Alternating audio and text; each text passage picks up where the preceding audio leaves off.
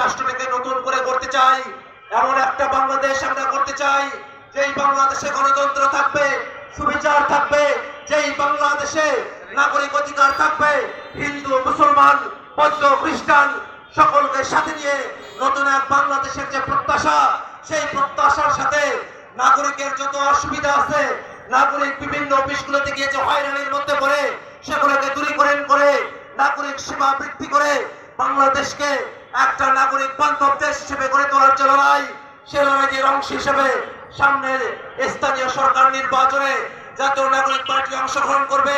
তারই ধারাবাহিকতায় আপনাদের এই দিনাজপুর, আপনাদের এই ঝিনাইদহ, আপনাদের সন্তান জনাব তারেকুল ইসলাম আপনাদের হয়ে নির্বাচনে অংশগ্রহণ করবেন।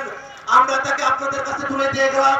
আমরা আশাবাদী যদি তারেক আপনাদের ভোটে নির্বাচিত হয় তাহলে এই পৌরসভায় আপনাদের যত অসুবিধা আছে তার সমর্থন সর্বোচ্চটা দিয়ে তিনি সমস্ত অসুবিধাগুলোকে পানির মতো সহজ করে নাগরিকের যত অধিকার আছে সে অধিকারগুলো রক্ষার জন্য তিনি কাজ করবেন। আমরা বক্তব্য দীর্ঘায়িত করবো না। আমাদের এখানে একটি চিত্রাঙ্কন প্রতিযোগিতা অনুষ্ঠিত হয়েছিল, সেখানে অনেকেই অংশগ্রহণ করেছেন আমাদের কচি কাঁচা শিশু সন্তানেরা। আমরা তাদের হাতে এখন পুরস্কার বিতরণ অনুষ্ঠানের দিকে অগ্রসর হব। আজকের এই আয়োজনে আপনারা যারা উপস্থিত হয়েছেন সকলকে ধন্যবাদ জানিয়ে আমি আমার বক্তব্য এখানে শেষ করছি। ইনকিলাব জিন্দাবাদ।